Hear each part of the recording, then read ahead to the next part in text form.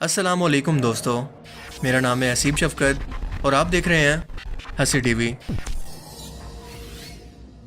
Yesu Kristo. Thank you, Jesus.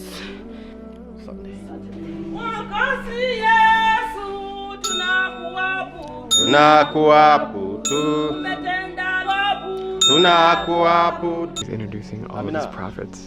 I am Prophet Benjamin. Prophet Solomon. I'm Angel Lawi. I'm Prophet Ruben. I'm Angel Noah, the builder of the ark. दुनिया के कुछ ऐसे लोग जो कि खुद के लिए जीसस क्राइस्ट या खुदा होने का दावा करते हैं और इनके मानने वालों की तादाद हजारों में नहीं बल्कि लाखों की तादाद के अंदर मौजूद है। मिसाल के तौर पर कीनिया का ये शख्स खुद को जीसस यानी ईसा अलैहिस्सलाम मानता है और कहता है कि मैं खुदा का बेटा हूँ, मेरी इबादत करो। इसके मानने वाले लोग तकरीबन 10 लाख की तादाद के अंदर मौजूद हैं और बाकायदा इसको सजदा करके इसकी इबादत करते हैं।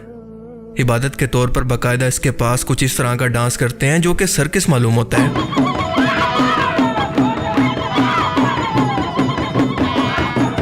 इस शख्स का दावा है कि मेरे फादर यानी गॉड ने मुझे सूली पर लटकाए जाने के बाद दूसरी बार दुनिया के अंदर भेजा है और अपने वादे के मुताबिक वो बहुत जल्द पूरी दुनिया के अंदर मेरी हुकूमत को कायम करेगा। पूरी दुनिया को छोड़कर जीसस को या ईसा अलैहिस्सलाम को एक ब्लैक मैन की सूरत के अंदर कीनिया की सरजमीन के अंदर उतरना पड़ा और वो भी उस टाइम के अंदर जब पूरे मिडिल ईस्ट के अंदर जंग की सूरत हाल है और ये यहाँ पर आराम फरमा रहे हैं। जियोग्राफिकल एविडेंस के मुताबिक हज़रत ईसा अलैहिस्सलाम की रंगत गहरी गंदमी थी जो कि इस वक्त आम लोगों का कलर था। हॉलीवुड फिल्म्स के अंदर भी हज़रत ईसा अलैहिस्सलाम के करैक्टर को एक वाइट मैन के करैक्टर के अंदर दिखाया जाता है जो कि बिल्कुल गलत है। तीनों इब्राहिमिक रिलीजन के मुताबिक मुसलमान मानते हैं कि हज़रत ईसा अलैहिस्सलाम का ज़हूर दमिश्क की एक जामिया मस्जिद पर होगा, जबकि क्रिश्चियन और यहूदियों के मुताबिक वो यरूशलेम शहर के अंदर वापस आएंगे, उसी जगह पर जहां पर इनको सूली पर लटकाने की कोशिश की गई थी। लेकिन इन सब प्रोफेसीज के अंदर ना कोई अफ्रीकन कॉन्टिनेंट का कोई ताल्लुक है, ना कोई सेंस और ना कोई लॉजिक। और यही नहीं बल्कि खुद को खुदा का बेटा बताने वाले इस शख्स ने अपने पैगंबर और अपने फरिश्ते भी अपने पास रखे हुए हैं। कुछ तो ऐसे पैगंबर हैं जो कि इस दुनिया के अंदर अपनी तबलीग करके गुजर चुके हैं, लेकिन वो जीसस के साथ यानी इसके साथ दोबारा इस दुनिया के अंदर वापस आए हैं। मसलन हज़रत नूह अलैहिस्सलाम, हज़रत सुलेमान अलैहिस्सलाम और बाकी पैगंबर जो कि इसके बिहाफ पर इसका पैगाम बाकी दुनिया तक पहुंचाते हैं, यानी इनकी खुद की ये छोटी सी दुनिया। यहूदी कौम और मुसलमानों के मुताबिक अल्लाह ने अपने पैगंबरों को दुनिया के अंदर लोगों की हिदायत के लिए भेजा और इसी तरह से क्रिश्चियंस के अंदर भी बिल्कुल यही कॉन्सेप्ट है, लेकिन इस फ़र्क के साथ कि वो अल्लाह या खुदा खुद जीसस या ईसा अलैहिस्सलाम खुद थे। उन्होंने ही हज़रत मूसा अलैहिस्सलाम से एक जलती हुई झाड़ी पर कोहे तूर पर कलाम किया था। इस शख्स का मजीद दावा है कि हज़रत जिब्राइल अलैहिस्सलाम, हज़रत मिकाईल अलैहिस्सलाम और ख़ुद इनकी माँ यानी हज़रत मरियम फरिश्तों की शक्ल में आकर खुद इससे मिलती रहती हैं और ये पूरी दुनिया के अंदर अपना पैगाम पहुंचाने के लिए रूहानी तौर पर India, Pakistan, Iraq, north Korea और अफगानिस्तान तक जा चुका है। हर उस जगह पर जहां पर या तो खाना जंगी है या फिर मजहबी जहालत अरूज पर है। इसका मानना है कि 2058 तक यानी 2058 तक इसकी हुकूमत पूरी दुनिया पर कायम हो जाएगी। हैरत की बात यह है कि इस खुदा ने खुद शादी भी की है और इसके बच्चे भी हैं, लेकिन सबसे बढ़कर अहम बात यह है कि ये कोई भी मौजज़ा करके नहीं दिखा सकता। लेकिन जो भी लोग इसके पास कोई बीमारी या फिर तकलीफ के अंदर आते हैं तो ये इनको शिफा दे सकता है। वही सब कुछ जो कि कल्ट लीडर किया करते हैं, यानी एक ऐसा शख्स जो कि अपने मानने वाले एक मखसूस ग्रुप को बाकी दुनिया से अलग करके इनका ब्रेन वॉश करता है और इन्हें अपने इशारों पर चलने पर मजबूर करता है और लोग इसकी अंधी तकलीद के अंदर चल पड़ते हैं। कल्ट लीडर्स या फिर इसी तरह के मजहबी बैरूपी दुनिया के हर मजहब के अंदर हमेशा से मौजूद रहते हैं, खास तौर पर ऐसी जगहों पर जहां पर जहालत हद से ज्यादा और तालीम की इंतहाई कमी हो। और यही वजह है कि इस फ्राडी शख्स को भी अपनी तबलीग के लिए कीनिया जैसे मुल्क को चुनना पड़ा। इतनी लंबी लंबी फेंक कर भी इतना कॉन्फिडेंस के साथ खड़े रहना हर शख्स के बस की बात नहीं होती और इसी कॉन्फिडेंस की वजह से हजारों नहीं बल्कि लाखों की तादाद के अंदर ये लोगों को गुमराह कर चुका है। चलो मौजूदात को तो छोड़ दें, अगर ये शख्स वाकई के अंदर सच्चा है तो इनके फॉलोअर्स को चाहिए कि इसको एक बार फिर से सूली पर लटका कर देख लें। अगर ये दोबारा दुनिया के अंदर वापस आ गया तो यकीनन सच्चा है, और अगर ना आ सका तो एटलीस्ट बाकी दुनिया की इससे जान छूट जाएगी। लेकिन अफसोस की बात यह है कि अगर ऐसा हो भी जाता है तो बहुत जल्द इस फ्राडिये की जगह इसकी गद्दी को कोई और संभाल लेगा, क्योंकि जब तक गुमराह लोग मौजूद हैं तो इस तरह के फ्राडिये कभी भूखे नहीं मर सकते। आइए अब आपको मिलवाते हैं रशिया के इलाके साइबेरिया के जीसस से।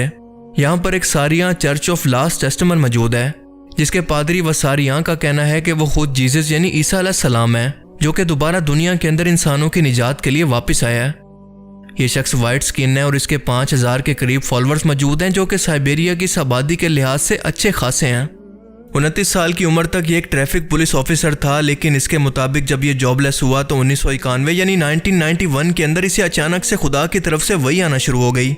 सोवियत यूनियन के खात्मे के बाद जब एथिसिज्म का खात्मा हुआ और मजहब को अहमियत मिलना शुरू हुई तो इस दौर के अंदर इस शख्स ने खुदाई का दावा करके अपनी खुद की लास्ट टेस्टमन यानी आखिरी अंजील को लिखना शुरू कर दिया, जिसके अंदर इंतहाई अहम जिंदगी के सवालों के जवाब लिखे हैं।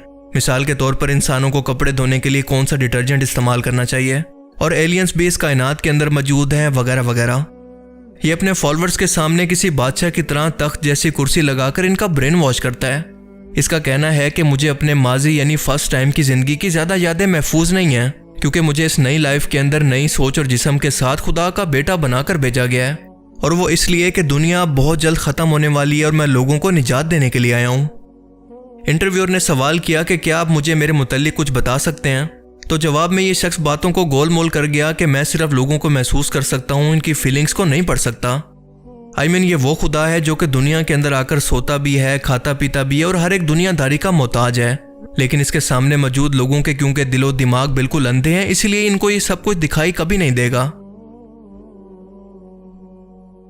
यह है ऑस्ट्रेलियन जीसस जिसका नाम है एलन जॉन मिलर, और इसका भी यही दावा है कि मैं दूसरी बार जीसस क्राइस्ट की सूरत के अंदर दुनिया में पैदा हुआ हूँ। इस दावे से पहले वो एक आईटी स्पेशलिस्ट था और इसके मुताबिक इसके जहन के अंदर इसको पहली बार सूली दिए जाने की तमाम यादें भी महफूज हैं। इसका दावा है कि पहली ज़िंदगी के अंदर जैसे एक प्रोस्टिट्यूट औरत की जान बचाने पर वो मुझ पर ईमान ले आई थी, बिल्कुल इसी तरह से इस जन्म के अंदर भी वो मेरी बीवी है और इसका नाम है मैरी मैगडेलन। इस शख्स के मानने वाले लोगों को डिवाइन ट्रूथ कहा जाता है, जो कि ऑस्ट्रेलिया समेत पूरी दुनिया के अंदर तेजी से फैल रहे हैं।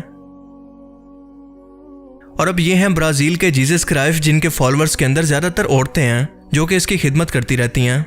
इस शख्स का दावा है कि 1979 के अंदर खुदा ने इससे कलाम करके इसको बताया कि मैं जीसस हूँ, और तब से लेकर अब तक ये लोगों को इसी बात की तबलीग कर रहा है। और अब लास्ट में यह है ब्रिटिश जीसस जिसका नाम है डेविड शेलर।